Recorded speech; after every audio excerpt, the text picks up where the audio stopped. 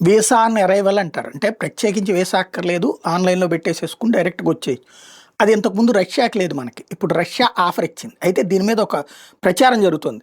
అక్కడ పిల్లలు పుట్టే సంఖ్య తగ్గిపోవడం, అక్కడ యుద్ధాల్లో అనేక మంది చనిపోవడం, పిల్లలు లేకపోవడం, యువతరం లేకపోవడంతో భారతీయుల ద్వారా రష్యన్ పిల్లల్ని కనేటటువంటి వ్యవహారం జరుగుతోంది.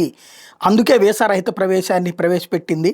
రష్యన్ మహిళలను అక్కడ పెళ్లి చేసుకుని దేశ జనాభాను పెంచడంలో సహాయపడుతుందంటూ ఒక ఆన్‌లైన్ కథనం ఇప్పుడు వైరల్ అవుతోంది.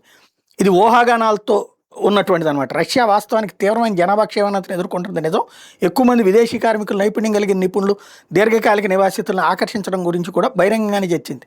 కానీ వివాహం లేదా ఏదైనా జనాభా కార్యక్రమానికి భారతీయ పురుషులకి వీసా రహిత ప్రవేశాన్ని అందించే అధికారిక విధానం అయితే అక్కడ ఏం లేదు.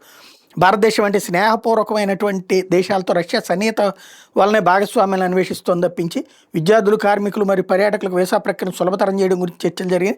సోషల్ మీడియా తరచుగా ఇటువంటి చర్చలకు జరుగుతున్నాయి అన్నటువంటిది ఇప్పుడు చెప్పుకొస్తున్నారు. యాక్చువల్‌గా ఒక అతను ఇక్కడ ఏదో సాఫ్ట్‌వేర్‌లో చేసేవాడట. 50,000, 60,000 జీతం వచ్చేదట. ఇప్పుడు అక్కడ 1,10,000 రోడ్లు ఊడుస్తున్నాడు. అక్కడ అదే సంతోషంగా ఉందని చెప్తున్నాడు. అక్కడ విలువిస్తారు ప్రజలకి అని చెప్తున్నాడు. కాబట్టి ఎవరి కోరికలు వాళ్ళది.